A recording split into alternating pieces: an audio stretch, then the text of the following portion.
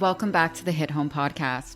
I'm Natalie Hashka, city girl turned entrepreneur who turned a big dream and a bold house flip into a thriving real estate brand, hitting my first 6 figures in my 20s.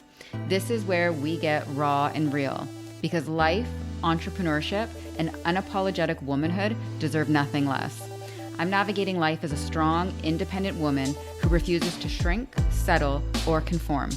And if that's you too, then you're in the right place.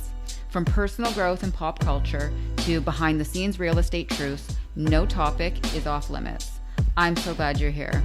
Get ready for unfiltered stories, big laughs, and connections that will seriously hit home.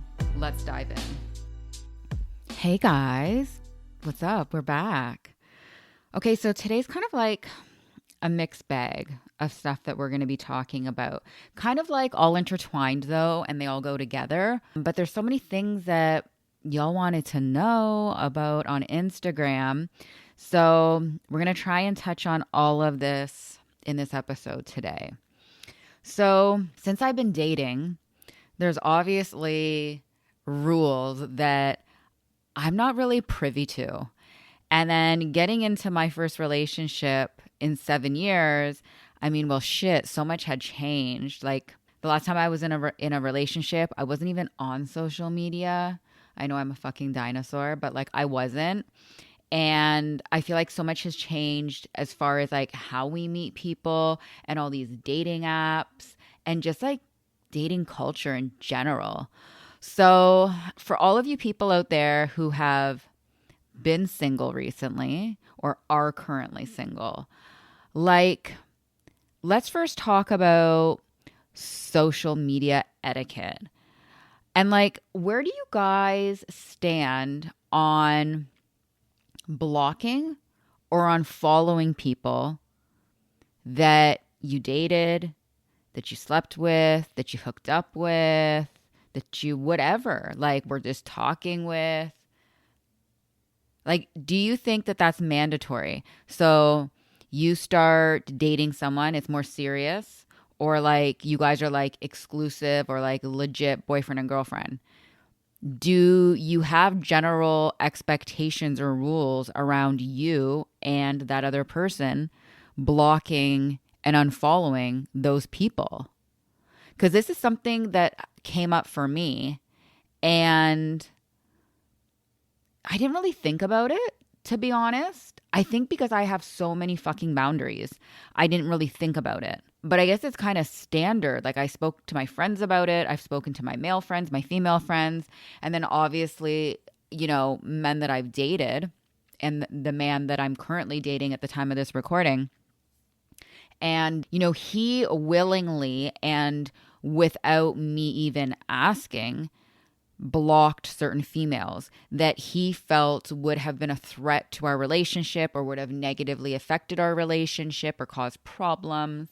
I never asked him to do that. He just like came to me one day and told me, and I was like, oh, okay. And I don't know if he would have wanted me to do the same or not. I mean, everyone on my social media, I live on Instagram. That's like my main platform. So I'm super transparent, as you guys know. And so everyone really knows when I'm dating somebody. And it doesn't really matter how many people, you know, are either interested in me or are waiting for like the current guy I'm dating to fumble so that they can fucking slide in and have their chance. But like, I don't keep it a secret when I'm dating somebody. So I don't feel like those people in my account are a threat to me, the guy I'm dating, or my relationship. That's just me though. But I do have a friend, one of my best friends, and like this is a general rule with men she dates, is like she will request that they block females and she willingly will block or unfollow men that she's dealt with just to kind of like quiet that noise. So I'd love to know where you guys stand on this because this is new to me. You know, not talking to or like communicating to anyone you previously dated. That's the next thing on my list that I ran into. So can you have a platonic relationship or like a civil relationship with somebody that things didn't work out with? I actually can. And I do have exes that I'm friends with still. But I know most people can't do that. And I know a lot of people don't have those hard boundaries.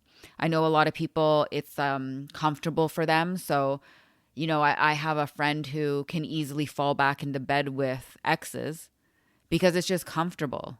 And I guess it's easy and maybe available, more like readily available than, say, having to find somebody new, maybe. I don't know. But, this was a big one because that's an issue for a lot of people is still when you're communicating with your ex.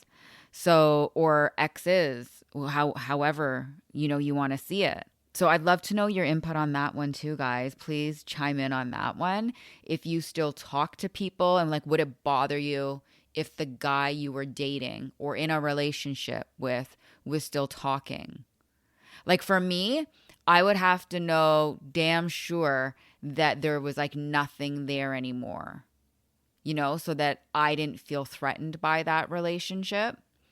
I don't know. But then again, it's not my job to protect my man from other women. If you can't fucking create boundaries so that I feel safe and our relationship is safe, then that's your problem. That's on you, Ready to make a move in the GTHA? Let's make it happen together. I'd love to help you find your perfect place. Not in the area, but still in Canada? No worries. I've got connections coast to coast. Send me a message and I'll point you in the right direction. And if you've been eyeing the things I share on Instagram, treat yourself. All the links to my Shop My page are waiting for you in the show notes below. Go take a peek and grab your faves. Happy shopping. What about launching your new bae? So this was interesting because everybody wants the guy to launch first. And we talked about this with the men's panel in a previous season. And Jeff so kindly shared with us that guys are never going to fucking launch first. And if you're waiting for a guy to launch, you're going to be waiting for a long time. So it's best that you either soft or hard launch your man. And then I went out on a double date and the couple that we were out with, they're married, husband and wife. She brought up that in their relationship, this was a point of contention because she hard launched him on her social media and her friends and family had talked about, well, he hasn't put you on his. And it didn't matter to her, but it mattered to her people. And so do you think there's general rules around who should be launching who first? Or if you launch, do you feel like the man should launch? Now, I'm a really private person and my Instagram grid is really all work related minus my life latelys that I do monthly and any kind of trip post that I do. And so you're probably not going to see my man on my grid. He would definitely be in my stories, and that would be up to me and how much or how little I share of him because that is my private life.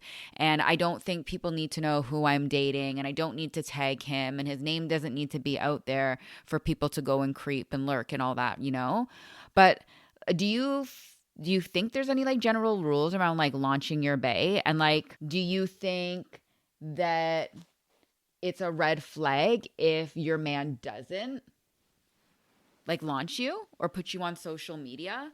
Where do you stand on that? The next thing too, titles. Oh, so I give zero fucks about titles, but I feel like I'm not your average woman because I'm not looking to get married and have a baby and move in together and all that other stuff. So I don't really care about titles per se. I think the only time I care about titles is when I'm out and I have to introduce the person. Then it just gets weird because you're like, oh, this is my friend or this is my partner. And then that just sounds weird. And then people are like, business partner? And you're like, no, my bedroom partner. Fuck. What do you say? You sound stupid at that point to certain people when you're out, depending on who your audience is. But titles, they don't really matter to me. I mean, the guy that I'm dating right now, I remember when he asked me to be exclusive and committed. And then we left the restaurant and we were driving, and I was in the passenger, and I looked at him like, so what, are you like my boyfriend now? And I still remember he was driving and his head was straight, and he kind of widened his eyes, and he was like, oh, that's a pretty serious like term for me. I don't know about that. And I was like, okay, you just asked me to be committed and exclusive, but you can't fucking use the word boyfriend. Okay. And I said to him, like, you're my boyfriend. You can fucking call me whatever you want, but in my eyes, you're my boyfriend. You're the only guy I'm sleeping with. You're sleeping at my house. We're spending time together. We're exclusive. We're committed. We're building on something. You're my fucking boyfriend. But it's weird because I think guys get weird around titles. I don't know if there's like some like reverse psychology or like some psyche shit going on there with them, but like they definitely get weird. Do titles matter to you? Is it a big deal for you to have somebody claim you in that way and give you a title or have certain status in a relationship? And like exclusivity and commitment, do you think those are the same things? Because like I kind of thought they were in the beginning. And then when I was talking to my friends, they're like, nah, they're not the same thing. You can be exclusive with someone and not committed to them. So like you could just be fucking somebody, but not be committed to them as far as like where this is going or it being long term. And then you could be committed to someone, but not be exclusive either. So I guess they're not equivalent when you think about it. It's really weird. I don't know. Our dating culture is so messed up. I don't envy anyone being single at this time. Like, it is not fun at all. What's your general takeaway of like having opposite sex friends? You think there's any rules around that? Like, do you think it's okay to have opposite sex friends? And if so, do you have rules for that? Like, are there certain things that you can and can't do with your opposite sex friend? Like, can you go away with your opposite sex friend? Can you stay in the same hotel room or Airbnb with your opposite sex friend? Can you go out after 9 p.m. with your opposite sex friend? Can you tell them details, intimate details of you and your partner? Can you run to your opposite sex friend and cry on their shoulder when you're having a problem with your man? I have a lot of male friends, and the guys that I've dated have all said that if they had the chance, they'd all probably smash. And I don't know. I'm not a guy, but there is a general consensus out there that like most times the guy would fuck their female friend. And I feel like it's the girl that puts up that boundary. So, or unless the guy is not straight and he's gay, of course, because that's also one of my good friends. She has like a best guy friend, but he is gay. So that obviously changes the whole dynamic with that scenario. But like, do you think there are some rules around opposite sex friends? I do. I really, really, really do. I don't share intimate like details with my male friends. I'm definitely not going to run to them when I've got a problem with my man. I'm going to run to my girls. I am not traveling with my male friends. We for sure are not staying in the same hotel room or Airbnb. I mean, I don't even like to stay with my female friends and share. Like, I like my own space and my own like quiet time and downtime. But do you think there are general rules to that kind of stuff? I think there are, sadly enough. I don't know. I didn't think there were. And then you start to put yourself in the other person's shoes. And I was like, oof, I would not like my man doing that. And like, oh, yikes. Nope, not cool with that. So I don't know. What about like expectations as far as social stuff go? So like, let's get off social media. Now we're in real life around like social stuff. So I'm talking about going out, what's allowed, what's not allowed, what aligns with you. So like, let's talk about a few of like the, I think the more common ones. Clubs, strip clubs, bars.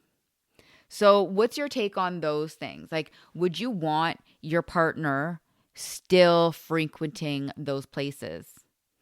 You know, this is a hard one for me because I'm going to sound like a nun, but I don't go to those places. So obviously I've been to clubs. I love dancing. I love music. I love listening to DJs spin and all that stuff. But I've never been a fan of clubs. I don't love staying out late and staying like up past like a certain time because then the next day for me gets ruined with my routine and stuff like that. So most clubs nowadays, everybody rolls up so late compared to back in the day. So truthfully, like you're probably not going to ever see me at a club. And if I go to a club, I'm probably going with a group of people dancing, like girls, and it's for like someone's birthday or like a bachelorette party, or I'm going on my man's arm because he wants to go and he wants me to be his bag, you know? Strip clubs, I've never been to see strippers. So, and I definitely don't think I'm missing out on anything, just saying. Men aren't like the sexiest thing naked. Definitely we win in that category for looking way better naked as women. And bars, like I'm not really a bar kind of girl. I don't drink, and I definitely don't think I'd want to be picked up in a bar, unless it's like a Coyote Ugly bar and I'm in Nashville in cowboy boots dancing on the bar. I mean, that would be fun, but that would be like if I'm away, and that would be an experience and like a one and done. So for me, this is easy because if you're dating me, you lucky because I'm not going to be in any of these spots. But I don't know if my man's going to be in those spots. And like, I don't want him to be in those places. Like, if I'm not putting myself in those places, I really don't want my man to be in those places. And what are you doing in those places? Like, I don't know why I associate going to those places as places you pick up. I don't know why, because you can go without picking up. But like, if your friends are single and they're chopping and they've got like bottle surface and boosts and like, you know, they got like custy dusties like all up in that area and you're part of that, I don't know. Birds of a feather flock together. So like if your friends are doing that, like is that what you're doing? It's just weird to me, you know? I don't know. I don't want my man. I'm going to say that. I don't want my man in those spots. Sorry, not sorry. How do you guys feel about that? Do you have rules around that kind of stuff, you know? What about like taking trips and stuff together versus solo? Do you care if your partner goes on a trip with like their brother or their friends? Or if there's like a bachelor party, how do you feel about that? Now, I love to travel, and I do go away obviously with my friends because, well, I've been single for 7 years. So like, who the fuck am I going to go away with? Not myself, obviously.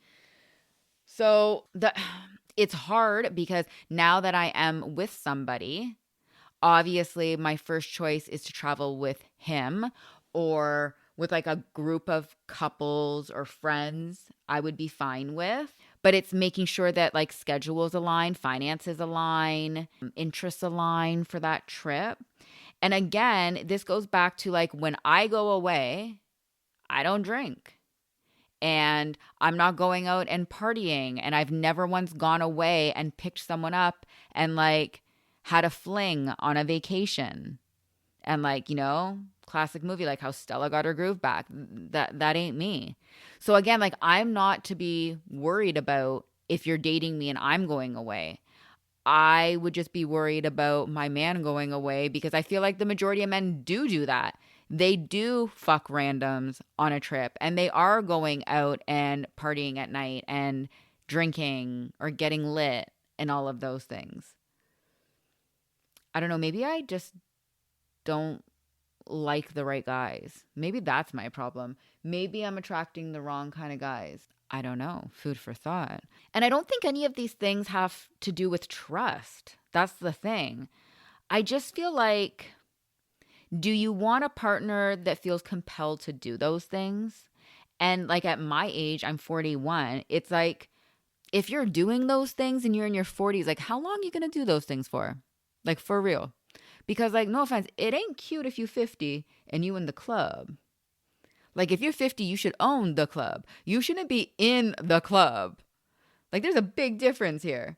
So I just think it's a little, like, cringe when you see these older guys and girls out at these places. It's just like, it's not cute, and it's not like becoming, and it's not like overly classy and stuff.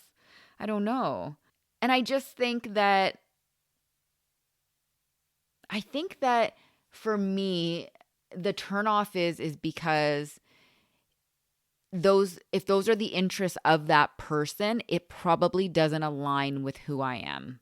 Like, if that person is doing those things, I don't think our lifestyles are going to mesh because I'm not doing those things. I think it's probably best that they find a woman who does those things or likes doing those things, you know? Help us spread the love one home at a time. And if you enjoyed this episode, please rate, review, and share the podcast. It means so much, and it might just make someone else's day. Don't forget to like and subscribe so you never miss an episode. And if you want to keep in touch, come say hi on Instagram at @TheRealNat. Okay, the next thing that we're going to be talking about today is like alpha males and alpha females, because like obviously I've had my own experience around the whole alpha world and dating, being an alpha female. And, you know, in my experience, it's been interesting because men say they want a woman like me, like on paper, and then they date me and it's not what they want at all. You know, they say they want this like independent, successful woman who's like financially secure, you know, she can handle her own. And they love that I work out or my body looks a certain way and that I can cook and that I eat a certain way. All of these things. You know, there's the status of whether it's the career, the money, the lifestyle, you name it. And then they get with you. And not only are they like intimidated by strong alpha females, but then they realize that you don't really need them because you emasculate men being an alpha female. And you don't need them financially. And then if you can like take care of things around the house or you have the money to pay someone to do the things around the house, you know, then you further emasculate them. These men love that you look a certain way, but they don't realize that there's certain things that you can and cannot do because you don't wake up that way. So like as an example, you know, oftentimes I have gotten a lot of like pushback with eating out. I don't like to eat out often. And by choice, I like to only eat out like once a week. And when I am dieting or in a deficit, I won't eat out at all for the entire time that I'm cutting. And that can be 6 weeks. It can be 16 weeks. It just depends. And so, you know, I've had people comment about me not wanting to go out to eat or not being able to go where they want to take me. I've had people comment about me weighing my food, me tracking my food in an app, me tracking my macros and eating high protein. I've had people comment on my sleep schedule because I'm very structured and routined. I work every day, so I have to have proper sleep to be able to build muscle and repair and recover with growth hormone and lactic acid. You need 7 to 9 hours of sleep a night. So you can be putting all this work in the gym and you could be fucking it up by just not having enough sleep. So sleep is like vital to me. And so I've had people say things about my sleep schedule and that I need to be in bed early or that I need to leave by a certain time. All of these things have been an issue for me. I've had people, men, I should say, comment when I have said that I was going to dance. You can't miss dance for me? No, I can't. That's a commitment I've made to myself and I've paid for it. And I've had men say, you're choosing working out over seeing me? Fuck yeah, I am.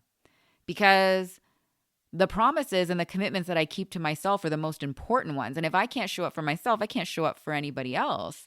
But I have had men press me on things like that. And, it's super interesting with this whole dynamic. I feel like we've empowered women, and what we have lacked to do is show men, teach men, or train men how you deal with a modern woman and an alpha woman. Because we've empowered women so much, but we have not had men be able to show up for these strong women. And I think that strong women intimidate men.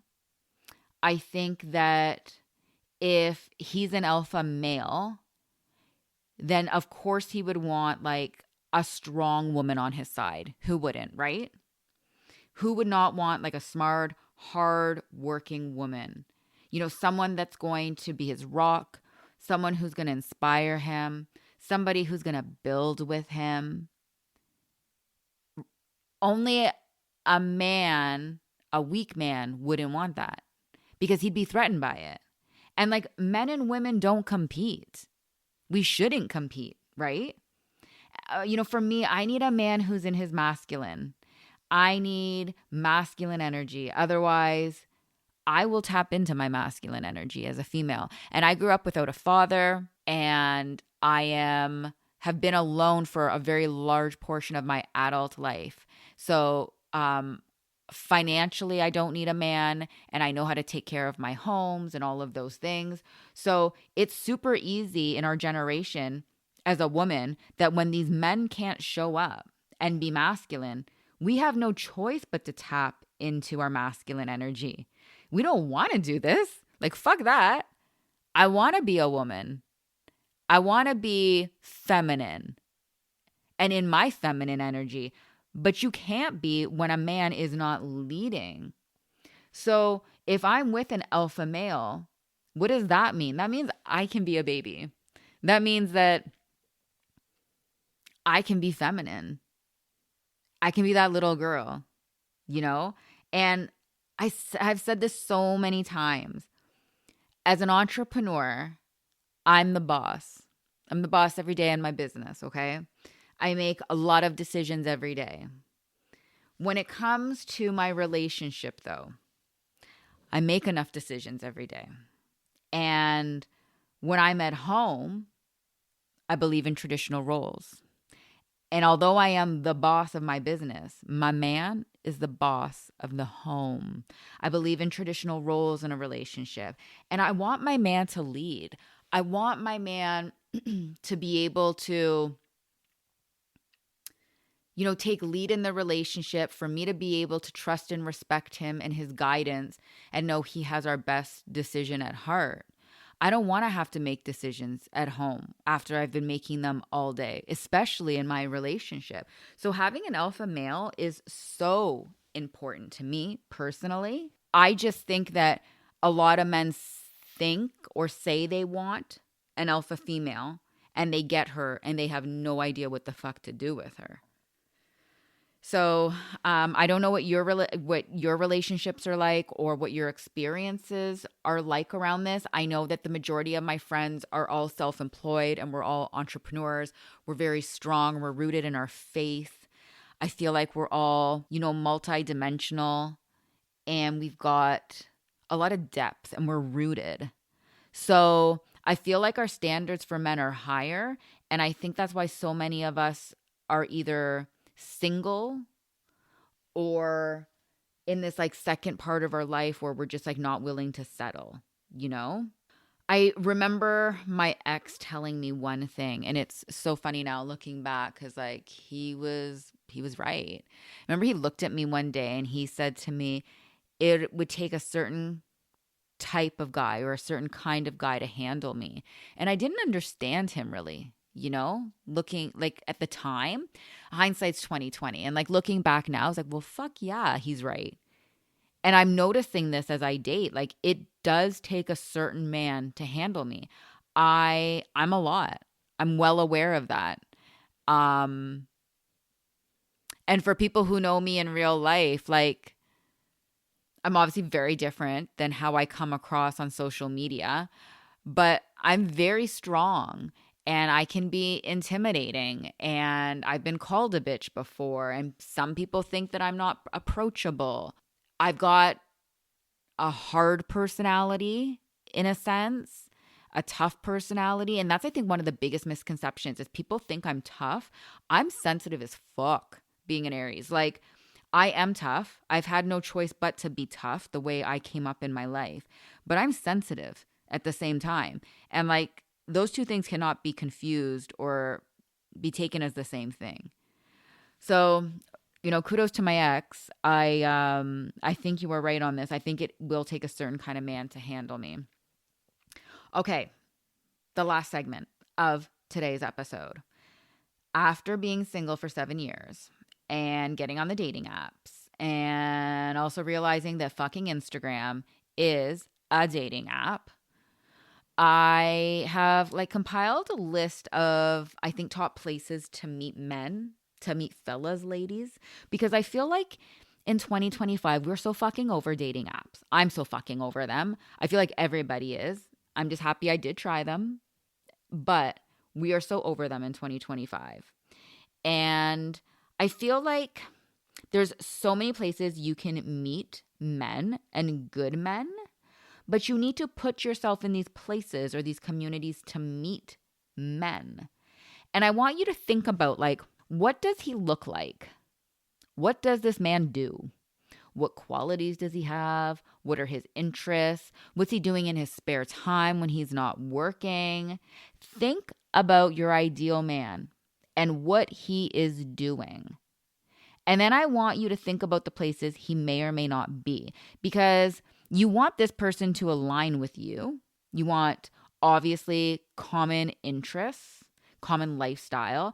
And I've always said this. This is my classic line. Ladies, you cannot find shoes in the bra department. Think about it. If you're shopping for a pair of shoes, don't fucking go to Victoria's Secret. You're not going to find them there. I mean, you might find some bedroom heels with some feathers on them or some slips, like slippers, but like you're not going to find shoes.